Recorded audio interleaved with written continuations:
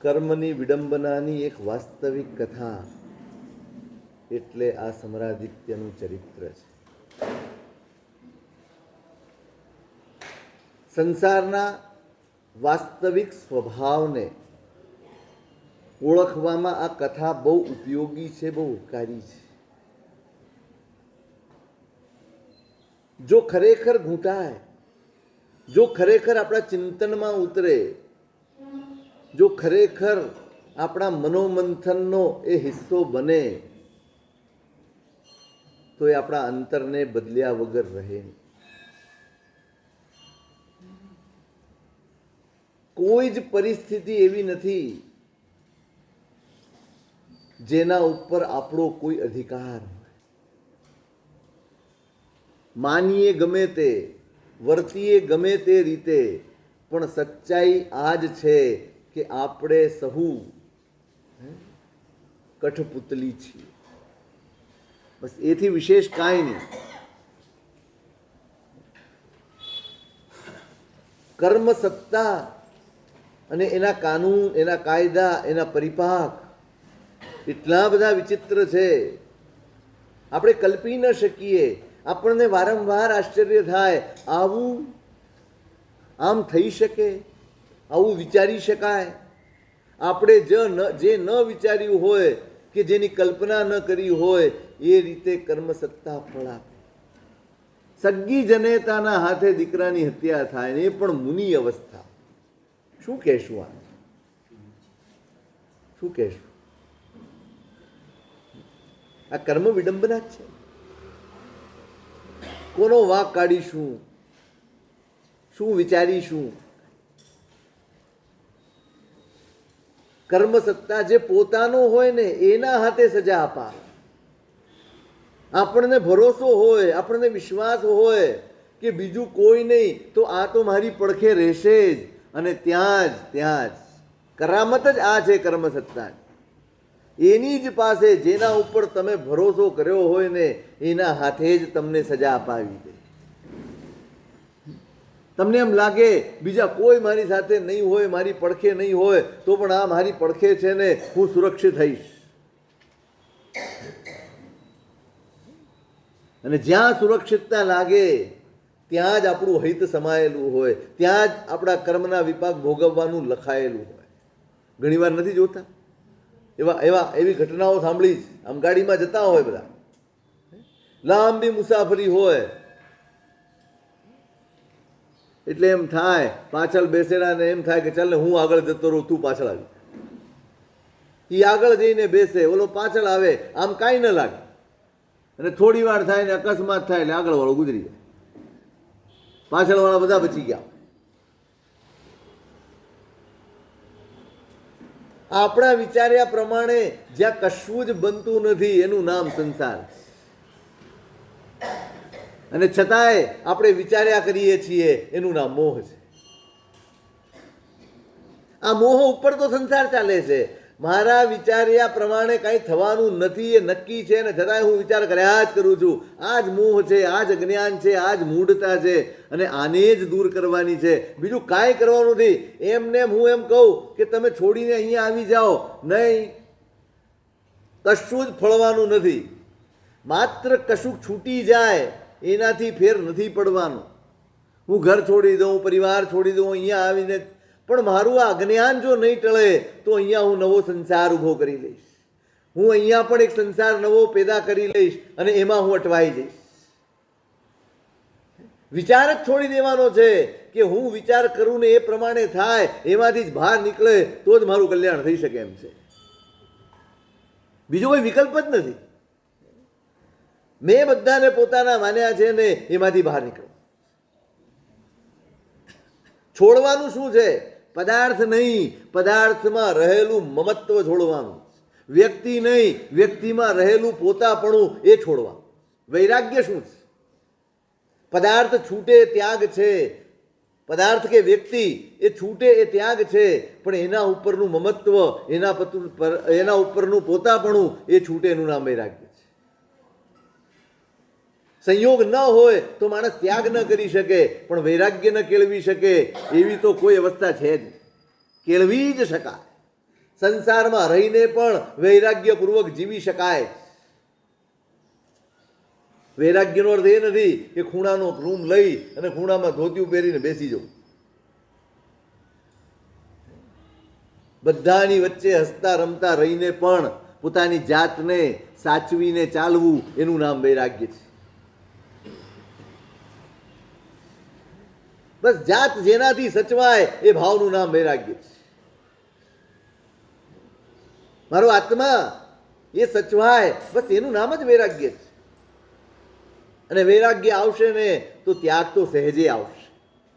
એકલો ત્યાગ આવી જશે. ત્યાગ ન ટકે રે વૈરાગ્ય વિના રે. આપણે ત્યાં નહીં, ઈતર દર્શનના ભજનમાં કહેલું ત્યાગ ન ટકે રે વૈરાગ્ય. વૈરાગ્ય ન હોય ને, ખરેખર હૃદયમાં વૈરાગ્ય ન જાગ્યો હોય ત્યારે ત્યાગ બહુ લાંબો ચાલતો નથી. આપણી તપશ્ચર્યાઓ જોઈ લો, એ ત્યાગ છે. એ ત્યાગ કરતા કરતા વૈરાગ્ય કેળવવાનો હતો, ચિંતન વધારવાનું હતું, મથામણ વધારવાની હતી, આત્મમંથન કરવાનું હતું કે આ ત્યાગ મેં કેમ કર્યો છે. આ 1 મહિના સુધી હું આહારનો ત્યાગ કરું છું શેના માટે?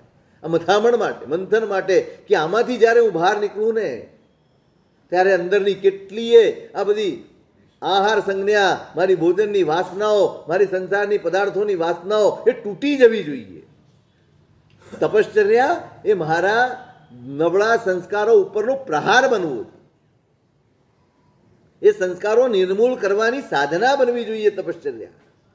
પછી રસ ન રહે, એ ખાય બધું જ પણ રસ વગર ખાય. બસ ખાવું એ પાપ નથી, રસપૂર્વક ખાવું ને એ પાપ છે. આહાર પાપ નથી, આહાર સંજ્ઞા પાપ છે.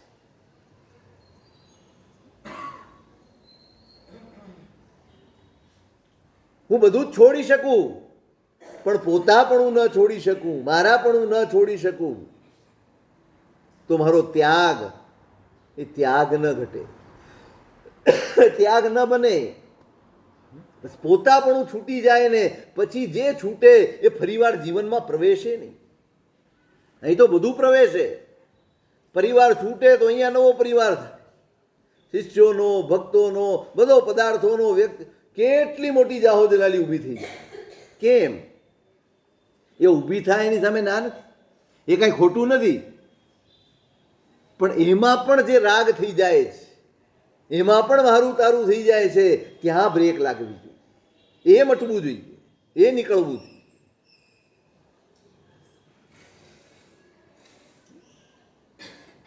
બસ આ બોધપૂર્વક જીવવું એનું નામ ધર્મ છે.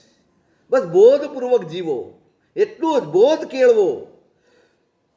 દરેક ક્રિયા તમને બોધ સુધી લઈ જાય, દરેક આરાધના તમને જાગૃતિ સુધી લઈ જાય, દરેક આરાધના તમને તમારા અંતર તમને જગાડનારી બને. બસ એ જ ધર્મ છે. દરેક ક્રિયા પછી, દરેક આરાધના પછી, દરેક પુરુષાર્થ પછી થોડુંક થોડુંક થોડુંક થોડુંક બોધ વધવો જોઈએ, જાગરણ વધવું જોઈએ, જાગૃતિ વધવી જોઈએ, સાવધાની વધવી જોઈએ, આત્માનું લક્ષ્ય વધવું જોઈએ, આત્માર્થીપણું વધવું જોઈએ. બસ આ પરીક્ષા છે. હું જે આચરણ કરું છું એની પરીક્ષા આ છે, મારું આત્માર્થીપણું વધ્યું કે સંસારનો અભિલાષ જ વધ્યો છે. મારા ધર્મથી, મારી ક્રિયાથી મારા સંસારનો અભિલાષ પુષ્ટ થાય છે કે મારા આત્માના હિતની વૃત્તિ પુષ્ટ થાય છે, આ નક્કી કરવાનું છે. બસ આ જ પરીક્ષા છે મારા ધર્મની. હું તમને સોનાનો ચેન પહેરાવી દઉં એ તમારા ધર્મનું પરિણામ નથી, એ ધર્મનું સર્ટિફિકેટ નથી, એ તમારા પુરુષાર્થનું બહુમાન છે. પણ તમારો પુરુષાર્થ તમને કેટલો ફળ્યો, તમારો પુરુષાર્થ તમારા જીવનમાં શું આપી ગયો એ તમારે તપાસવાનું. એનો પરીક્ષક કોઈ જ નથી, ન હું ન તમે, જ્ઞાની સિવાય કોઈ જ પરીક્ષક નથી. કોણ પરીક્ષક? મારા ધર્મનો પરીક્ષક કોણ? હું જ. બસ આ બોધપૂર્વક જીવવાનું, આટલું જ કેળવવાનું. જે કરીએ, જ્યારે કરીએ, જે કરવું પડે એની પહેલા મને પ્રશ્ન હોવો જોઈએ, શું જરૂરી છે, કર્યા વગર ચાલે એવું નથી જ, છોડી શકાય એવું છે કે નહીં, આટલું એ સત્વ ભોરવી શકાય એવું છે કે નહીં. અનિવાર્ય હોય ને તો દુઃખ હોય, અનિવાર્ય હોય તો કરતી વખતે પણ હૃદયમાં એમ હોય કે ભાઈ જેટલું ઓછામાં પતે એટલું પતાવી દે. આ ધર્મ છે. આ કેળવણી છે, આ જ કરવાનું છે.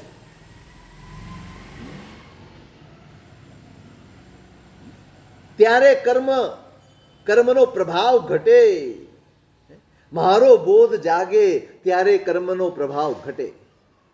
જ્યાં સુધી હું સૂતો છું, જ્યાં સુધી હું પ્રમાદમાં છું, ત્યાં સુધી કર્મ બળવાન છે, હતા અને રહેવાના.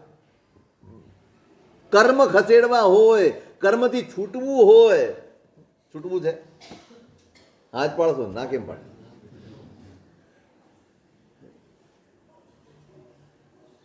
છૂટવું હોય તેના માટે આ જ ઉપાય છે. બસ જાગી જાઓ,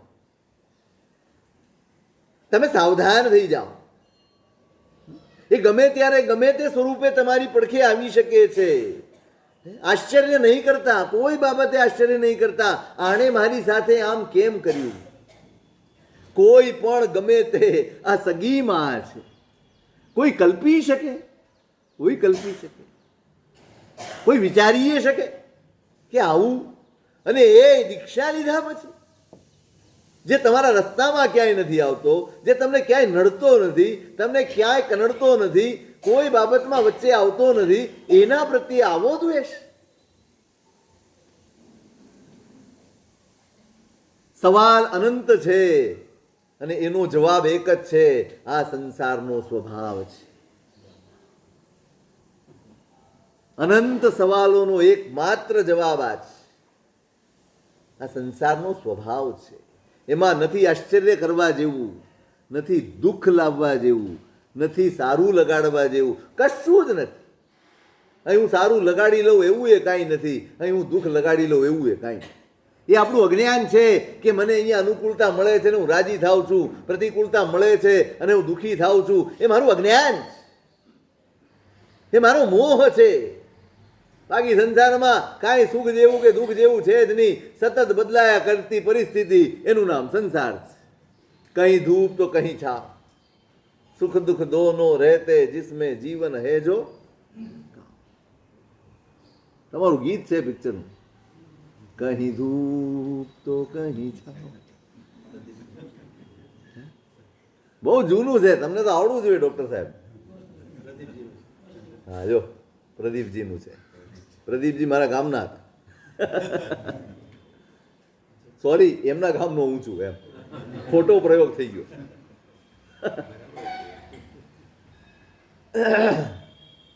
બસ આ સ્વરૂપ છે એનું. પ્રશ્ન નહીં કરો, સમાધાન નહીં શોધો, કોઈ સમાધાન નથી. સંસારનું એક જ સમાધાન છે, તમે જાગો, તમે સમજો, તમે બોધ પામો. બાકી કોઈ સમાધાન નથી આ સંસાર. કેટલાય મથે છે, અનંતા જીવો અનંત કાળથી અનંત રીતે મથામણ કરી રહ્યા છે, એકે સફળ થયો નથી. કોઈ સફળ થવાનો એ નથી. એની વિચિત્રતા, એનો સ્વભાવ છે. પ્રશ્ન જ ન થવો જોઈએ, દુઃખ જ. આણે કર્યું તો સમજાવવું જોઈએ. બધું જ આ કોણ છે, કોણ છે? જેટલું પણ મારો સંસારનો વિસ્તાર છે બધું જ મારા કર્મો છે, એ સિવાય કાંઈ નથી. આ દ્રષ્ટિ આવી જાય ને ખાલી કે આ બધું કર્મો જ છે, બીજું કાંઈ જ નથી, તોય ઘણી ક્ષમતા, ઘણી શાંતિ, ઘણી સ્વસ્થતા જીવનમાં અનુભવાય. પણ મારું છે આ બોધે આપણને દુઃખી કર્યા. એને જાળવવાની મથામણ છે. જે મારું નથી લાગતું, જેમાં પોતાપણું નથી જાગતું, એનાથી છૂટવાની મથામણ છે. આ જ માથાકૂટ. મેં કહ્યું હતું ને, દુઃખ દ્વિટ સુખ લિપ્તુર, આ બે આપણી ઓળખાણ છે. સતત દુઃખના દ્વેષમાં અને સુખની લાલસામાં જીવવું, બસ આ જ આપણી ઓળખાણ, આ જ આપણી સ્થિતિ છે. નથી ઈચ્છવા જેવું એનું સુખ, નથી એના દુઃખથી નારાજ થવા જેવું. અહીં તો બધાયથી ઉગરીને બહાર નીકળી જવાની જરૂર છે.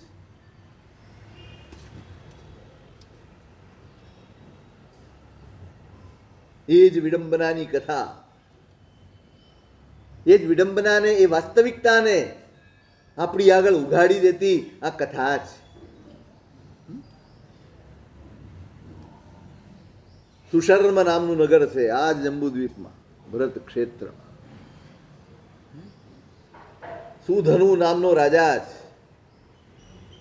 અને એનો ખૂબ માનીતો વૈશ્રમણ નામનો સાર્થવાહ છે અને શ્રીદેવી એની પત્ની છે. અઢળક સુખ છે, પણ સુખ ભોગવનાર કોઈ નથી. માણસની એક ચિંતા છે. ગલત્યેકા ચિંતા ભવતી પુનરન્યા તદધિકા. શાંત સુધારત એમ કહે છે વિનય વિજયજી મહારાજ. હજી એકાદી ચિંતામાંથી બહાર નીકળું ત્યાં થાય ને ત્યાં બીજી 4 ચિંતા આવીને ઊભી રહી જાય. બસ આ ચિંતાની પરંપરા, એનું નામ જ સંસાર. ઈચ્છાઓની પરંપરા, એનું નામ સંસાર. બસ જ્યાં ક્યાંય વિશ્રામ, જેમ નરકમાં દુઃખનો વિશ્રામ નથી ને એમ ઈચ્છાનો વિશ્રામ સંસારમાં નથી. સંસાર ત્યારે છૂટશે જ્યારે ઈચ્છાઓ છૂટશે. જ્યાં સુધી ઈચ્છા છે ત્યાં સુધી સંસાર છે. ગલત્યેકા ચિંતા ભવતી પુનરન્યા તદધિકા. બસ એક પછી એક ચિંતા થયા જ. આટલી સંપત્તિ છે, સુખ છે, કોઈ વાતે તકલીફ નથી, તો અમારા પછી કોણ? થાય ને ચિંતા? કેવી ચિંતા થાય?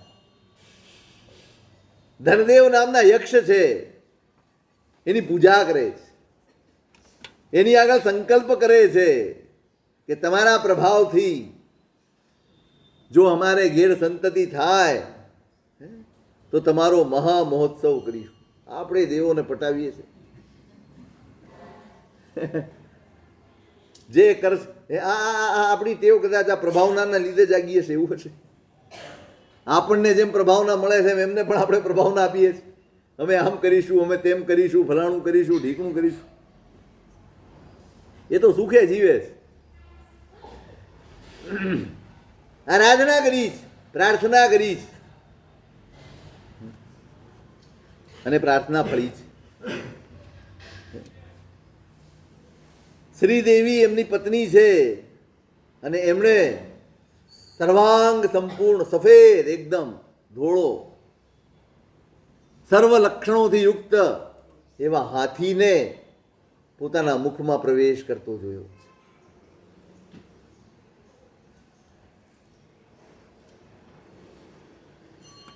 બધા રાજી. આવું સ્વપ્ન આવે, કોણ રાજી ના થાય? શયલ શયણ ગણ નાયગો તે પુત્તો ભવિષ્ય. એના પતિ એમ કહે છે કે બધાયનો નાયક એવો તારો દીકરો થશે. હરખમાં દિવસો વીતે છે, ઉત્તમ દિવસે એનો જન્મ થયો છે. એને લઈને ધનદેવ યક્ષને ત્યાં ગયા છે, મહોત્સવ મંડાયો છે.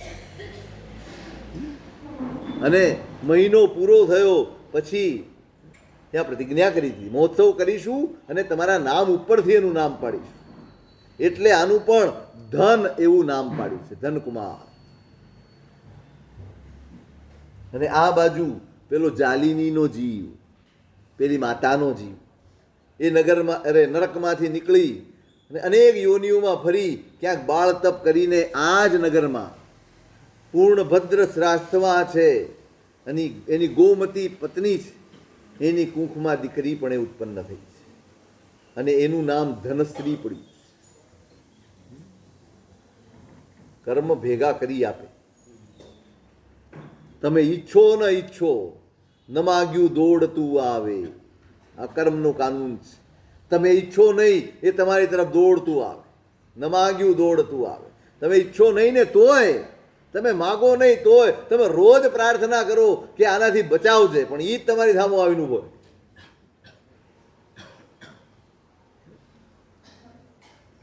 ધનશ્રી એ પણ ધીમે ધીમે બંને યુવાન થયા અને એક નગરના ઉત્સવમાં બંને એકબીજાને જોયા.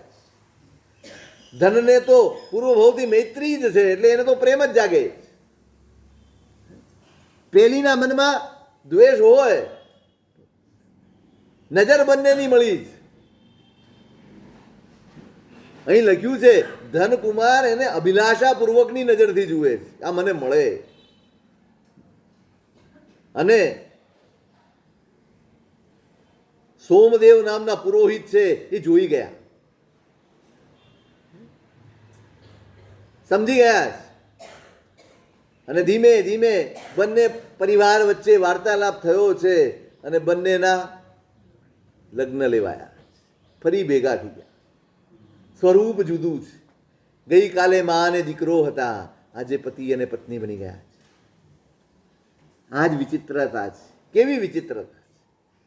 જે દીકરા તરીકે હતો એ આજે પતિ તરીકે છે, જે મા હતી એ આજે પત્ની છે. ખબર પડે તો કેવી વિચિત્ર પરિસ્થિતિ થાય, કેવી વિષમ પરિસ્થિતિ થાય. માનસિક રીતે વિચારો, આપણે જે સંસ્કારોમાં જીવીએ છીએ, જે પરિવેશમાં જીવીએ છીએ, એમાં આ વિચાર જ કેટલો વિચિત્ર લાગે. મા પતિ બની અને દીકરો પતિ બની જાય અને મા પત્ની બનીને પેદા થઈ જાય, એ ખબર નથી ને એટલે આ બધું જ ચાલે છે. આ બધું જ ચાલે. જનયતિ તનયો બિનનું જનકતામ તનયતામ વ્રજતિ પુનરેશરે ભાવયન વિકૃતિમિતિ ભવગતે ત્યજતમો નૃભવ શુભ શેષરે. વિનય વિજયજી મહારાજ. વ્રજતિ તનયો બિનનું જનકતામ, દીકરો હોય એ પણ પિતા બની જાય. વ્રજતિ તનયો બિનનું જનકતામ તનયતામ વ્રજતિ પુનરેશરે. અને બાપ હોય ગયા ભવનો, એ આ ભવમાં દીકરો થઈને જન્મ્યો. જેવા ઋણાનું બંધ ચૂકવવાના હોય એવી અવસ્થા આપે કર્મ. તમે ખૂબ લેણું લીધું હોય ને તો એના હાથ નીચે તમે કોઈકના કર્જદાર બનીને જાઓ એટલે એના હાથ નીચે જ તમારે જન્મવું પડે. એના હાથ નીચે જ કામ ચૂકવવાનું છે બધું. બંનેના લગ્ન થઈ ગયા.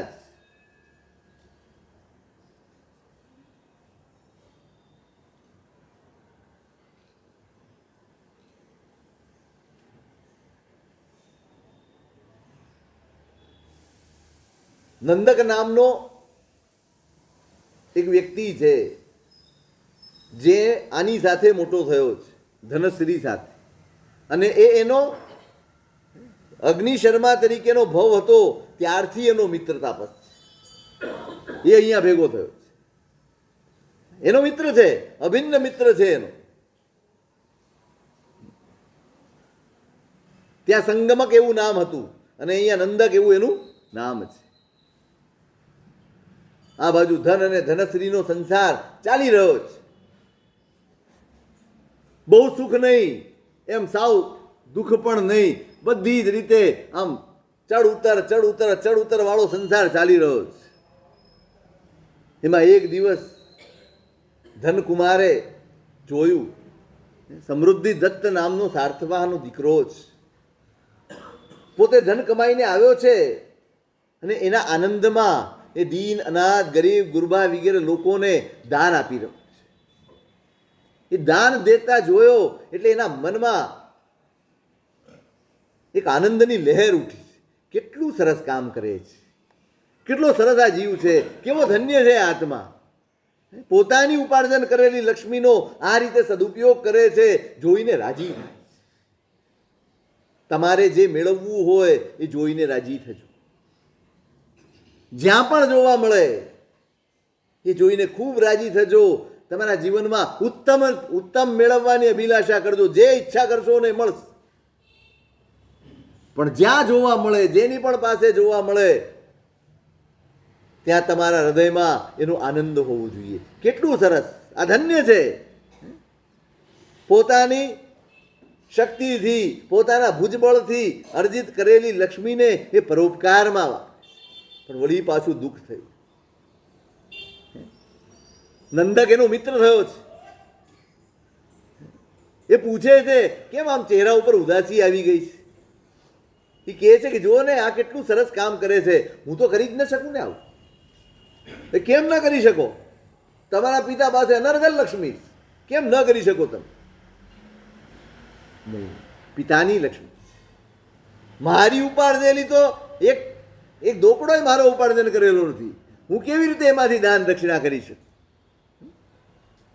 એટલે એના કરતાં આપણે વ્યાપાર કરીએ અને હું મેળવું અને પછી હું દાન કરું તો એની ગરિમા છે, તો એનો આનંદ છે. લોય સલાહણિજો સૌ નરો દીન પણઈ વગ્ગસ જો દે નિય ભૂયજ્ય મપથ્યો દબ્બ સંઘાયમ. એને સમજાવે છે કે ભાઈ, પ્રશંસા એની થાય છે જે દાન કરે છે, પરોપકાર કરે છે. એની પ્રશંસા ચોક્કસ થાય છે, પણ કોની?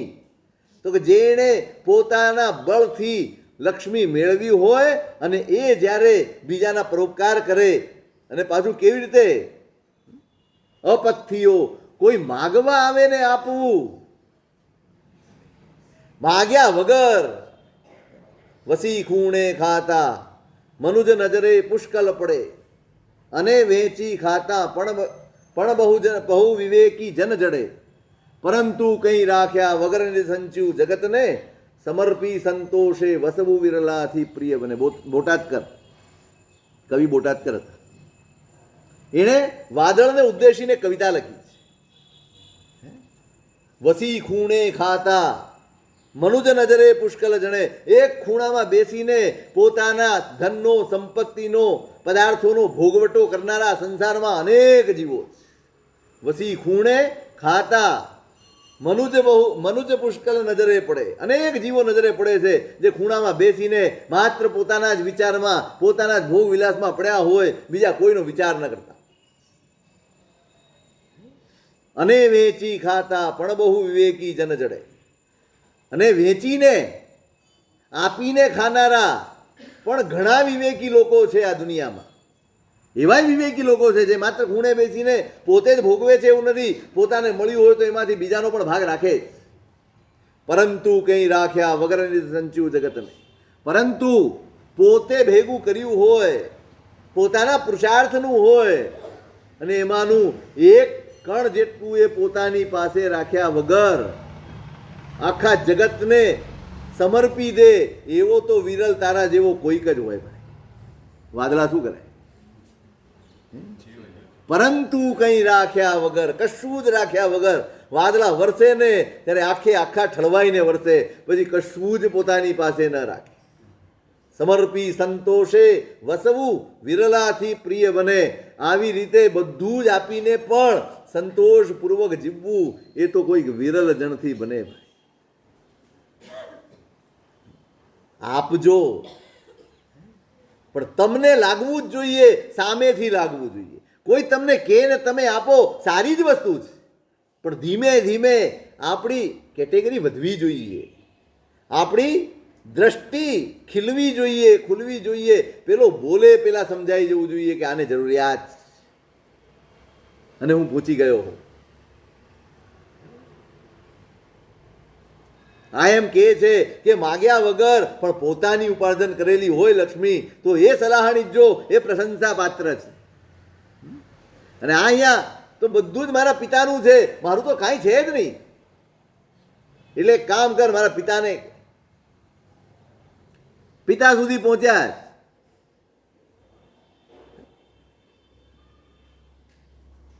પિતા કહે છે આ બધું તારું જ છે, વાપર, તને જેમ ફાવે એમ વાપર, કોઈ રોકટોક નથી. એકનો એક છે, પાછો દેવનો દીધેલો છે. આપણે તો બધા દેવના દીધેલા જ હોય ને. કેટલા લાડ રાખીએ આપણે, કેટલો પ્રેમ કરીએ આપણે. આ બધું જ તારું છે, તારે જે મનમાં આવે, જા સમી એમ, જેવું મનમાં થાય એવું કર તું તારે બેટા. એ વાત સાચી છે, પણ હું કરીશ ને તોય મારા મનને સંતોષ નહીં, મારા મનને તસલ્લી નહીં થાય. મને સતત એ ભાન રહેશે કે આ મારું નથી, આમાં મારું કોઈ યોગદાન નથી, આમાં મારો કોઈ પુરુષાર્થ નથી, આમાં મારો કોઈ પરિશ્રમ નથી, આ મારું નથી. હું તો તમારું કોકને આપી રહ્યો છું, અને પાછી વાહવાઈ મારી થાય એ કેમ પોસાય? આપણે ત્યાં છે ને એક યાદ આવી ગયું એટલે કહું તમને, બહુ ઝીણી વાત કરી છે. જિનાલય અથવા કોઈ પણ ઉત્તમ કાર્ય કરવું હોય તો પોતાના પુણ્યથી, સ્વદ્રવ્ય, એને કોને સ્વદ્રવ્ય કહેવાય? જેમાં અનીતિનો એક રૂપિયો ન હોય એને સ્વદ્રવ્ય કહેવાય. ન્યાય દ્રવ્ય અને સ્વદ્રવ્ય બંને સાથે ચાલે. જે ન્યાયનું છે એ જ સ્વ છે, બાકી સ્વ છે જ નહીં. તમારી પાસે છે એટલે તમારું છે, તો તમારે ચોપડામાં ગડબડ કેમ કરવી પડે? જો તમારું હોય તો તમારે ગડબડ કેમ કરવી પડે? એ જ બતાડે છે કે આ મારું નથી. તમને પણ ખબર છે કે આમાં ન્યાયથી ઉપાર્જન કરેલું નથી, આમાં મેં ગડબડ કરેલી છે. એટલે ઘણા બધા રસ્તા શોધવા પડે, ઘણા બધા રસ્તા શોધવા પડે. કેમ કહ્યું છે કે કે ધારો કે જિનાલય બંધાવે અને એમાં કોઈક પૈસો કોઈકનો મારી પાસે રહી ગયો હોય કે કોઈક રીતે મારી પાસે આવી ગયો હોય અને વપરાયો હોય તો એ જાહેરમાં કબૂલાત કરે કે આટલી સંપત્તિ મારી છે, આ બાકીની સંપત્તિ એની છે. સમજાય છે? આ બધું જ મારું સ્વદ્રવ્યથી છે, પણ આટલો હિસ્સો આ ફલાણાનો છે એમ કબૂલાત કરે. આ કબૂલાત આત્મસાક્ષી હોય, ઇન્કમ ટેક્સથી ડરીને નહીં, ધર્મને સાક્ષી રાખીને, પોતાના આત્માને સાક્ષી રાખીને આવી કબૂલાત કરે. મારું નથી એનો બોધ હોવો જોઈએ. હવે આપણે ત્યાં બધું એક થઈ ગયું, જેવું હોય તેવું આપણું છે, હાલો સ્વદ્રવ્ય વાપરો. તમારું જેટલું પુણ્ય હોય એમાંથી જેટલું મળ્યું હોય આડા અવળા ધંધા કરીને ગમે ત્યાંથી આમ તેમ કરીને નહીં, નિષેધ જ છે.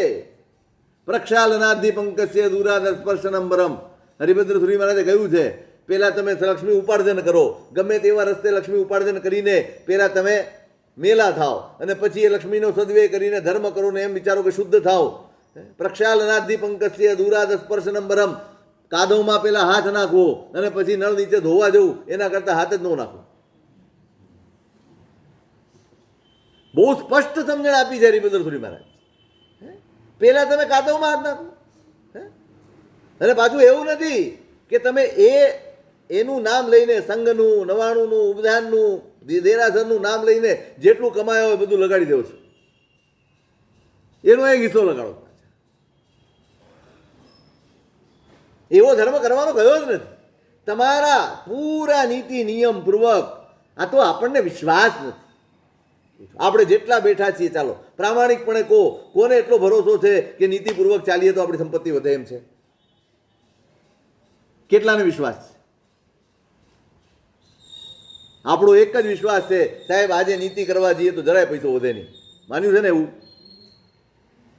એવું જ વિચારીએ છીએ ને આપણે. બધાની એક સરખી ધારણા છે.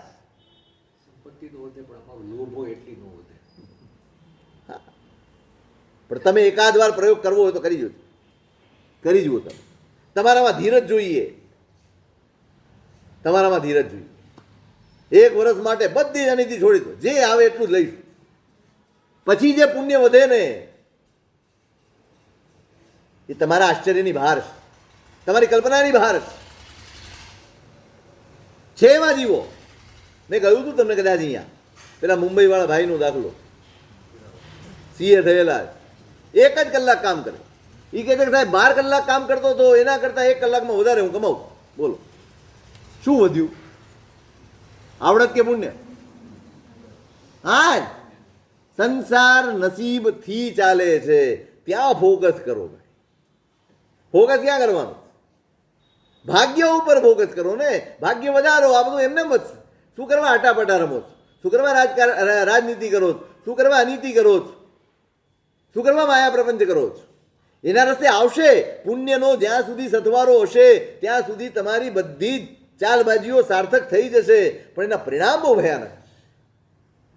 અને પુણ્યથી મળશે ને એના પરિણામ પણ સુખ હશે, સમાધિ હશે, સ્વસ્થતા હશે, પ્રસન્નતા હશે. આપણે એમ કહીએ છીએ દરેક પરિવારમાં ને ઘરમાં ક્યાંય શાંતિ નથી. એના કારણ શું છે? આપણા ઋણાનુબંધ જ ખરાબ છે. માત્ર ઋણાનુબંધ ખરાબ છે, કારણ નથી. આપણા ઘરમાં લક્ષ્મી જ ખોટી છે. આપણા ઘરમાં રહેલી સામગ્રી જ ખોટી છે. ક્લેશ કરાવે, દ્વેષ કરાવે, અરસપરસ શાંતિથી જીવવા જ ન દે, તમારા અંદર શાંતિ થવા જ ન દે. પુણ્યા દ્રાવકની ખબર છે ને? રસ્તે પડેલું કોઈકની ટોપલીમાંથી પડી ગયું હશે ને તો એને નહીં ઉપાડ્યું હોય. એને ખબર તો હોય જ ક્યાં પડ્યું છે. હવે કોણ આટલા અડધા છાણામાં ઉપાડે? એ કોઈનું નથી. એવું લાવારીસ છાણું ઘરમાં આવી ગયું, એને ખબર નથી. પણ સામાયિકમાં બેઠા એટલે ચિત્તમાં ચંચળતા છે, ચેન નથી પડતું. નિરીક્ષણ કરે છે પોતાના દિવસનું, સવારથી સાંજ સુધીનું, કે મેં ક્યાં ગડબડ કરી છે, આજે કેમ સામાયિકમાં મન ન લાગે.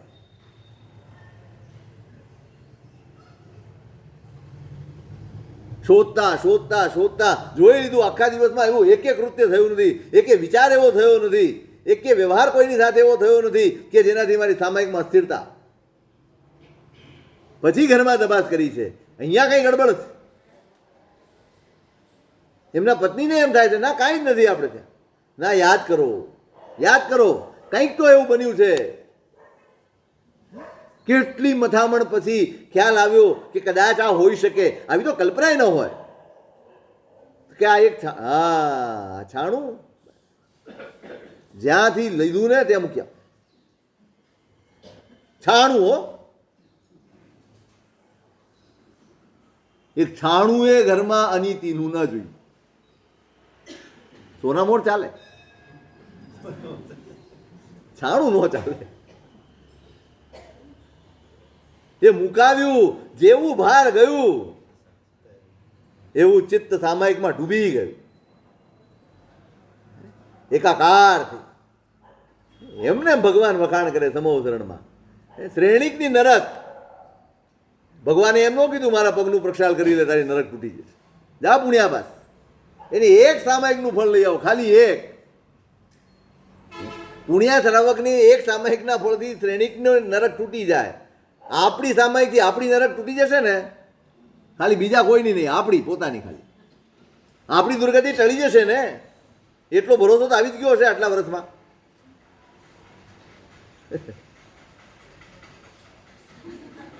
શું થયું? આજે સામાયિકનું નાટક છે. સામાયિકને તો આપણે નાટક બનાવ્યું, નાટકને સામાયિક બનાવી નાખો. હા, બરાબર છે, સરસ છે, પણ એ સમજીને કરશો શું? જાગૃતિ લાવશો? મને કયા દોષ લાગે છે એની નોંધ કરજો બેઠા બેઠા સામાયિકમાં, તો ખબર પડશે. કે આ તો પછી 10 મનના ધન વસનના 12 કાયના 32 દોષ. મિચ્છામી દુક્કડમ શેનું મિચ્છા? બાંધ્યા ભારે બધું હાલે છે આપણે ત્યાં. સાહેબ ભૂલચૂક લેવી દેવી મિચ્છામી દુક્કડમ લે, પણ શેની ભૂલચૂક? બોલ તો ખરો. આપણે ભગવાન આગળ શું કરીએ? ભગવાન બોલતા નથી ને એટલે ત્યાં બધું કહેવાનું આપણને ભાવે છે, પણ ગુરુ બોલે છે ને એટલે ત્યાં બધું કહેવાતું નથી. આપણે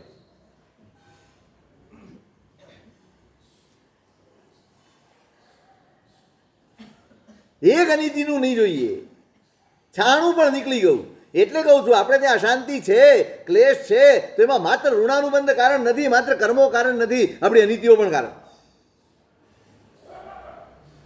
અહીંયા કહે છે મને ક્ષણે ક્ષણે યાદ આવશે કે મારી સંપત્તિ નથી, એટલે મારે ઉપાર્જન કરવું. એટલે પેલા નંદન એના પિતાને સમજાવે છે. સારું, પિતા રજા આપે છે કે ભલે જાઓ. ધનશ્રીને કીધું છે કે તારે અહીંયા જ રહેવાનું. હું શું કરું અહીંયા રહીને? પેલીને એમ થયું કે આ ચાલ્યો જ કેમ જાય? અભિપ્રાય કોઈના જાણી શકાતા, કોઈના મનમાં ઉતરી શકાતું નથી. જે સારો છે એને બધા સારા જ લાગે. રડવા માંડી તો કે વડીલોની સેવા કરજે. પરસ્પર વાત કરી રહ્યા છે, પેલી રડે છે અને અચાનક એની માં આવી. માએ ઈશારામાં જોઈ લીધું કે આને વહુને દુઃખ છે, એને સમજાવે છે કે દીકરા પરદેશ જવાનું. આપણી જેવું નહોતું કે કોમ્યુનિકેશન હોય. એને શિખામણ આપે છે, સત્વપૂર્વક રહેજો, સંતોષપૂર્વક રહેજો, બધી શિખામણો આપે. અને આને લઈ જવા માટેનું ભાઈ ક્યાં નક્કી હોય છે કે એકવાર ઘરેથી નીકળ્યા પછી તમે પાછા ક્યારે આવશો?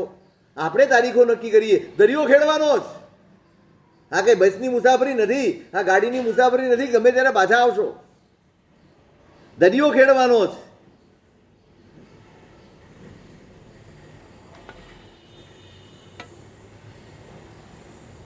કેટલી સરસ શિખામણ આપી છે. ખમાઈ ગુણેશુ જત્તો કાયવો. ક્ષમા, રુજુતા, સરળતા, ઉદારતા, આ બધા ગુણોને સાચવીને ચાલજે. આ બધા ગુણોના આરાધન પૂર્વક જીવજે, એમાં પ્રયત્ન કરજે. ક્યાંય બહાર જઈએ છીએ એટલે ભાગ્ય સાથ જ આપશે એવું નક્કી નથી. તમે જશો એટલે બધું મળશે જ, તમારી ઈચ્છા પ્રમાણે તમારો વેપાર થઈ જ જશે એવું કશું જ નક્કી નથી. પરિસ્થિતિઓ ગમે તે આવે, તારા સ્વભાવમાં ગડબડ ન થવી જોઈએ. તારામાં કશાય ન આવવો જોઈએ, તારી ક્ષમા જાગતી રહેવી જોઈએ, તારી ઉદારતા જાગતી રહેવી જોઈએ, તારી સમજણ એ જાગતી રહેવી જોઈએ. આ શિખામણ આપે એ ખૂબ કમાઈને આવજે, મારા માટે આ લઈ આવજે ને તે લઈ આવજે. યોગક્ષેમ, હા એની ચિંતા કરવાની છે. ભાઈ બધું જ તું ધન નહીં કમાય તો ચાલશે, પણ બગડીને નહીં આવતો, ખોટા કામ કરીને નહીં આવતો, ખોટી રીતે કરીને નહીં આવતો. અમારે કાંઈ જોઈતું નથી, તારી ઈચ્છા છે માટે મોકલીએ. ધનશ્રીને લઈને નીકળ્યા, ઘોષણા કરાવી છે નગરમાં કે તામ્રલિપ્તિ નગરીમાં જવાનું છે. સાર્થ જાય છે, જેને પણ ઈચ્છા હોય સાથે આવી જાઓ. પહેલા તો બહુ દુર્લભ હતું ને, એક જાય તો એની સાથે બધા નીકળી જાય એટલે રક્ષા પણ થાય, બધું જ થાય, સુવિધા સચવાય. જાહેરાત કરી છે જેને આવવું હોય, કોઈની પાસે સાધન ન હોય, કંઈ ન હોય તો આવજો, પણ હું આપીશ, પણ આવો જેને જવું હોય.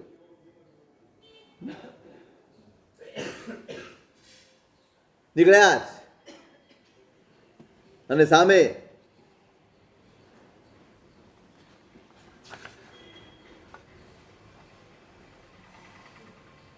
એક જુગારી આવ્યો છે,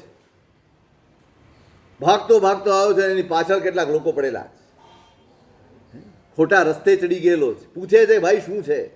મારી કથા ન પૂછો, હું કેવો છું. તો હું થયું, આ બધા પાછળ કેમ પડ્યા?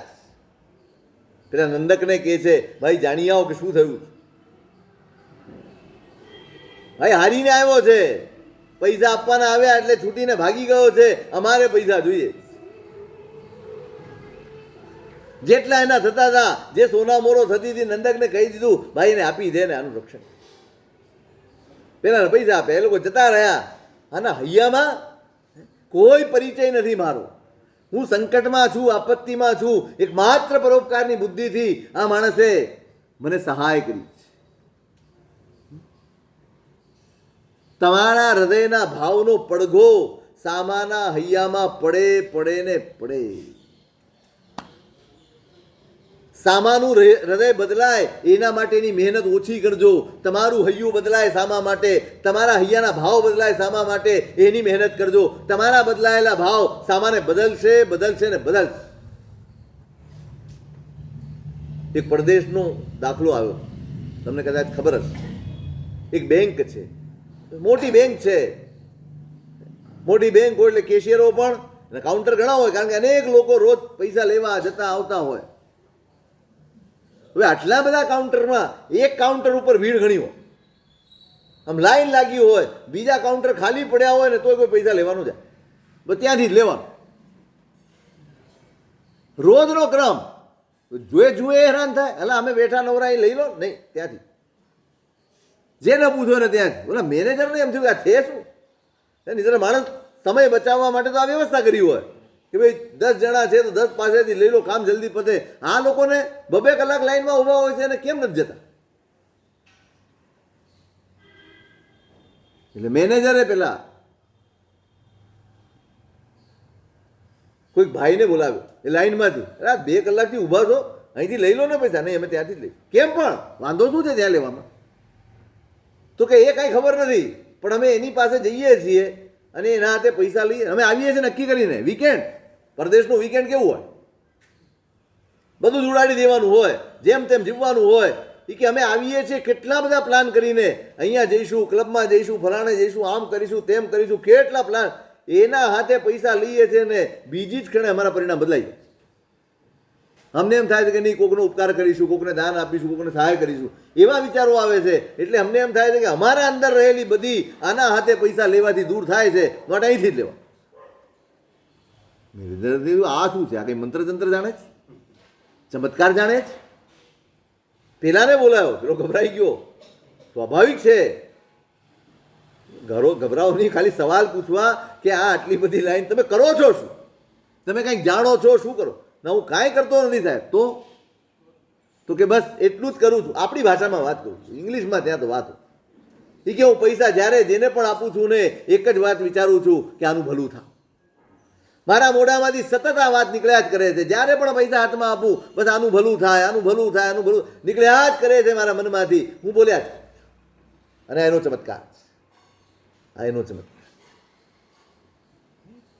કાંઈ કોઈ ઉપદેશની જરૂર નથી. તમારા હૃદયના ભાવ નિર્મળ હોય, પરમાત્માના સાનિધ્યમાં જાય ને પરિણામ બદલાયનું કારણ જ આ. મહાપુરુષોના સાનિધ્યમાં જઈએ અને આપણી પરિણતિ બદલાઈ જાય, પાપ છૂટી જાય, પાપ વૃત્તિ છૂટી જાય, એની પાછળનું કારણ જ આ. તમારી જેટલી નિર્મળતા એટલો સામે પ્રતિભાવ નિર્મળ મળશે. એ કેવો છે, કઈ કક્ષાનો નીચે ઉતરેલો છે, હોય ઘણા ગમે તેવા હોય, પણ તોય બદલાઈ જાય, બદલાઈ જાય. આટલી ભયંકર હત્યા કરનારો અંગુલીમાલ એ બુદ્ધની પાસે જઈને બદલાઈ ગયો. કોનો પ્રભાવ? શબ્દો કરતા ભાવનો પ્રભાવ હંમેશા વધારે હોય. શબ્દોની અસર કેટલી બહુ સામાન્ય, પણ હૃદયનો ભાવ, બસ નિર્મળ ભાવે તમારો વ્યવહાર કરવા લાગો. તમે જુઓ પછી તમારો પરિવાર, તમારું કુટુંબ, તમારો સમાજ, તમારો સંઘ, તમારું નગર, ચારે બાજુ એક જ ભાવનામાં, સૌ એકબીજાના કલ્યાણની ભાવનામાં જીવવા માંડે ને, આમ ને આમ બધી સમસ્યાઓનો ઉકેલ આવી જાય. આપણે દુઃખી છીએ આપણા સ્વાર્થની ભાવનાઓના કારણે, સ્વાર્થથી ખરડાયેલા છીએ માટે દુઃખી છીએ. દરેક માણસ માત્ર પોતાનો વિચાર કરે છે, બીજાનો વિચાર જ નથી કરતો. મારું સારું થાય, મને સારું લાગે, મારે આ થઈ જાય, મારું આ થઈ જાય, બસ એ જે કરી દે સારો, બાકી બધા ખોટા. હવે કેશિયર કોને ઓળખતો હતો? એમાં કોઈને ઓળખે કેવો છે, અને કોઈની ખબર બી હશે, પણ એના હૈયામાં બીજો ભાવ જ ના આવે. બસ આનું ભલું થાવ, પૈસા આપે કે આનું ભલું, પૈસા આપે કે આનું ભલું. બસ મનમાં આ જ વિચાર ચાલે, સતત ભાવ ચાલે, અને એની અસર છે આ જુગારી છે. ખોટી લતે ચડી ગયો છે. બાપના પૈસે તાગડ દીના છે. બીપીએલ તમારે ત્યાં એવું કઈ કે છે? બીપીએલ બાપના પૈસે લહેર, હતા બીપીએલ વાળા લોકો. પણ અંદર હચમચી ગયું. આટલો પરોપકાર, આટલી મદદ, આટલી સહાય, આપણને એમ થાય આલા જુગારીયાઓ છે, આજે સહાય કરશું કાલે પાછો જુગાર કરશે. તો કરે જ, એ કરે જ, કારણ કે આપણા મનની વૃત્તિ જ એવી છે. આપણી દ્રષ્ટિ જ આવી છે કે આ તો આવો જ છે ને આ તો આ જ કરશે. અરે કોઈ પણ સુધરી શકે છે. જો આ દ્રષ્ટિ ન હોત ને તો ભગવાન ન દ્રઢ પ્રહારીને દીક્ષા આપી શક્યા હોત, ન અર્જુન માલીને દીક્ષા આપી શક્યા હોત. જો આપણા જેવી દ્રષ્ટિ હોત. પાછા આપણે અનુયાયી જ, ભગવાનના અનુયાયી છે. દ્રષ્ટિમાં કાંઈક તો ફેર પડવો જોઈએ કે નહીં? અનુયાયી તરીકે કંઈક ફેરફાર તો આવવો જોઈએ કે નહીં? આપણે તો એક દ્રષ્ટિ થઈ ગઈ કોઈના ઉપર કે આવો છે, એટલે જીવનભર એ દ્રષ્ટિથી જોવાનું, જીવનભર એ જ રીતે એને પરખવાનો, જીવનભર એ રીતે જ એનું મૂલ્યાંકન કરવાનું. જ્યારે જ્યાં મળે જો આમ જ જોયો છે, આમ જ કરશે, તેમ જ કરશે. શું છે? કેમ તમારા હૃદયને બગાડો છો? કેમ તમારો આત્મા બગાડો છો? કેમ તમારા ભાવોને મલિન કરો છો? એનું કાંઈ સુધારી શકો કે ન સુધારી શકો, એનું તમે સુધારી કે બગાડી નહીં શકો, તમારું બગાડો છો. પહેલો ધર્મ મારું સુધારવું અને બીજો ધર્મ બીજાનું સુધારવું. એ આપણે બીજો ધર્મ કરવા જઈએ એટલે ઊંધા પડીએ. પહેલા પોતાને સુધારો, પહેલા પોતાના ભાવ સુધારો. હોય કોઈ જીવ ગમે ત્યારે ગમે તે હોય, પણ ગમે ત્યારે બદલાઈ શકે છે. આને સંકલ્પ કર્યો છે, કશું જ ઉપદેશ આપ્યો નથી, કશું જ. અંદર હલચલ મચી ગઈ. આવા મને પણ મદદ કરી કોઈ ઓળખાણ વગર, અને હું ખબર છે કે હું જુગારી છું, ખબર છે આ પાછળ પડ્યા છે, કાંઈ એમને તો પાછળ પડ્યા ન હોય. પ્રતિજ્ઞા કરી એની પાસે, આજથી બધું બંધ, આજથી બધું બંધ. પણ હવે જવું ક્યાં? મનમાં ને મનમાં વિચારે છે. ત્યાંથી નીકળ્યો મનમાં વિચાર, શું કરું? હવે એક જ રસ્તો છે, ધર્મ સ્વીકારો. કર્યું, આખી જિંદગી વેડફી નાખી મેં.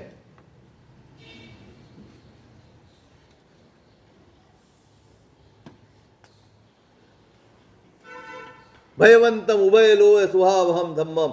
હવે તો આ લોક અને પરલોક બંને સુધારનાર કોઈ તત્વ હોય તો ધર્મ છે, અને એના જ શરણે મારે જવા જેવું છે. ધર્મ ભાવ આમ જગાડી દેવાય ભાઈ, આટલું સહેલું છે. મારા ભાવ બદલાય ને તો સામા ગમે તેવી બધીમાંથી બહાર કાઢીને એને ધર્મ સાથે જોડી શકાય. આપણા નિર્મળ પરિણામ કરજો. અને ત્યાંથી નીકળી કાપાલિક છે યોગીશ્વર નામના, એની પાસે સંન્યાસ લઈ. હવે નહીં જોઈએ આમાં.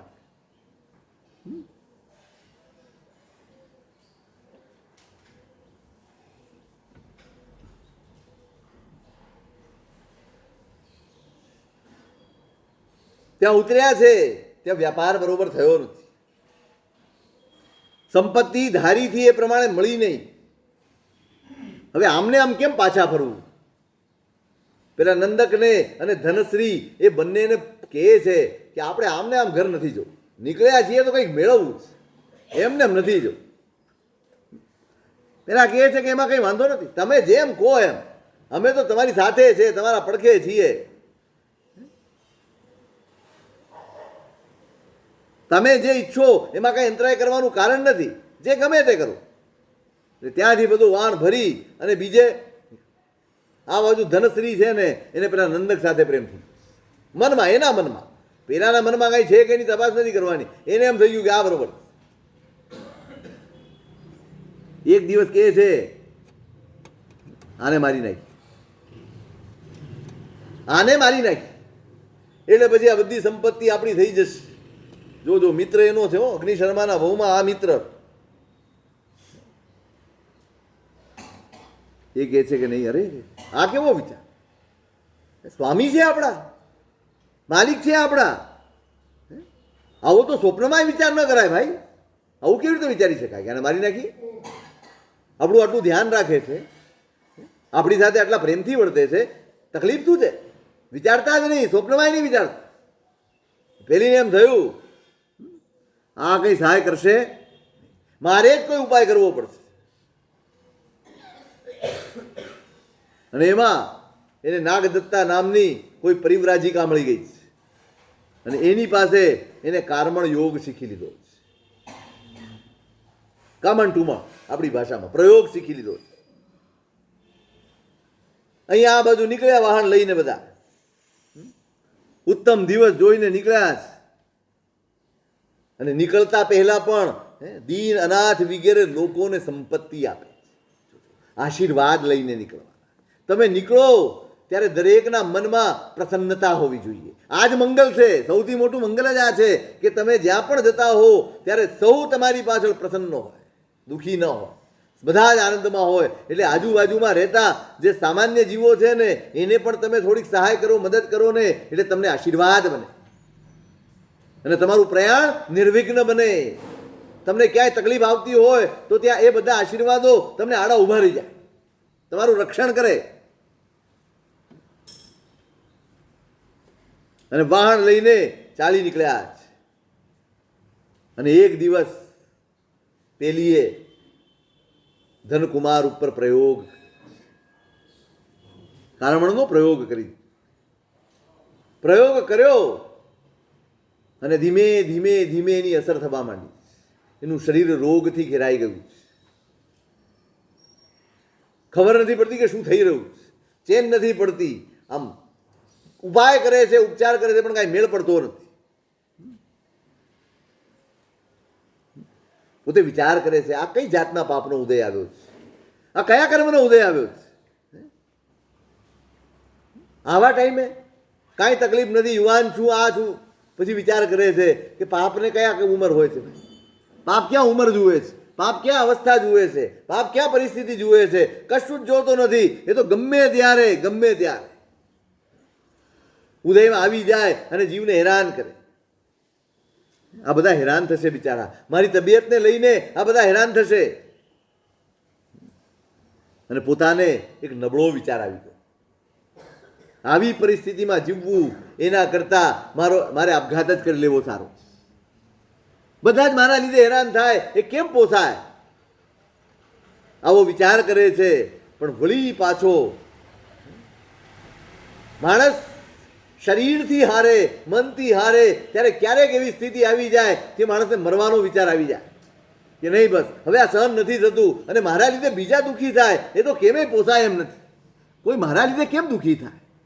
ઉત્તમ જીવોના લક્ષણ છે, પોતે દુઃખી થશે, પોતે તકલીફ ભેટશે, પણ મારા લીધે જો કોઈકને દુઃખ થશે ને તો એને પોતાની વેદના કરતાં પણ વધુ વેદના એની થશે કે મારા લીધે હેરાન થાય છે, મારા લીધે એમને પીડા થાય છે, મારા લીધે એમને સંતાપ થાય છે. નહીં. અને મનમાં વિકલ્પ આવી ગયો. પણ વિકલ્પ પછી શું કરશે એનું શું સ્વરૂપ તે અગ્રાધિકાર નથી.